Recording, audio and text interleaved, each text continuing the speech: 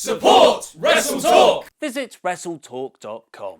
Hello and welcome to the WrestleTalk News. I am El Fakador Laurie Blake. And is there, anyone that Becky Lynch is not feuding with over Twitter? She's calling Ronnie a coward. She's taking a pop at Charlotte's boobs, which might actually pop if you don't leave them alone. And now she's having a go at Corey Graves. In this ongoing flame war, she's napalm or Charizard. Becky took issue with some of the things that Graves has been saying on commentary and decided to give him a piece of her mind on Twitter. So, Graves has been saying, I'm too cocky and I talk too much on social media. Like that's a bad thing. I drum up more interest in one tweet than you do with 5 hours of your Heenan-like routine every week. Listen, I'm here to make history. You're just here to observe me do it. That's really harsh, especially since Graves isn't just here to observe. He's also allowed to talk over the top. Not one to let a slight stand, Graves posted his own comeback on Twitter.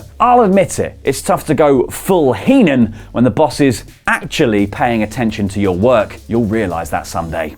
Come on, Graves, you can't rename yourself the woman on Twitter and then pretend like the boss isn't paying attention to Lynch's work. You can't bite the man that feeds. Poor little unnoticed Becky. Probably doesn't care though because she was off being noticed. She appeared on the Ariel Helwani show to discuss what it means to be the man. It's just constantly going out there, constantly grinding, constantly achieving different things. It's a small little step. It's moving forward. And at any time I'm working out or whatever it is, it's just saying to myself, don't stop. And just keep moving. You just got to keep moving and eventually you'll get that confidence in yourself. And it's not tricking yourself into confidence, it's from actions. At Money in the Bank, every time I climbed that ladder, you could hear that the fans were right behind me and they wanted me to succeed and they wanted me to win. I could hear them rooting me on and it drove me. Of course then, people were using nefarious means, and they have been for years, to beat me. It came to a point where enough was enough.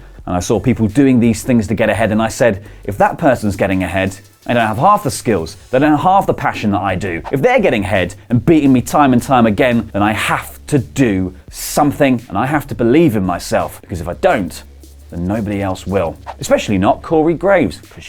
Becky also talked about her concussion and the night that she got it on Raw. I got a concussion and I broke my nose, so I was in the hospital that night after the event. I completely blacked out after I got hit, but I rolled to the ropes, got up again, and I guess my autopilot kicked in and I smashed half of Raw, including Ronnie Rousey. So it turns out that my autopilot is a badass too.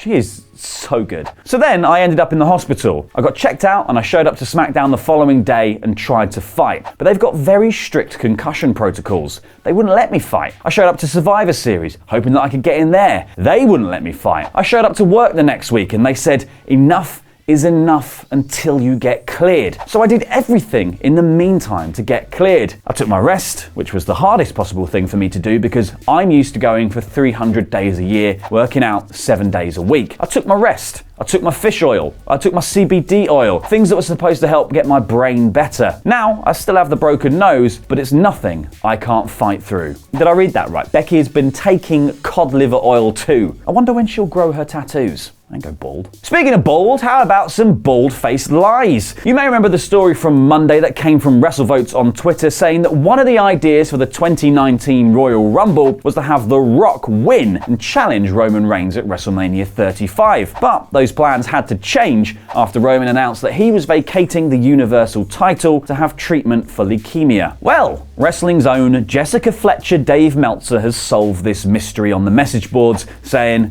"This didn't sound believable, but I checked. Not true at all." It was Gubbins, he wrote. Not Gubbins at all, though, are the NXT UK Tag Team titles, which were officially unveiled on last night's doubleheader of episodes by Triple H, General Manager Johnny Saint, and his new assistant Sid Scala. And they are pretty. Sneaky little Twitter users will have probably seen the belts already because they were shown in an image a while back, but we can use this new official unveiling as an opportunity to just fall in love all over again. Those belts, so pretty.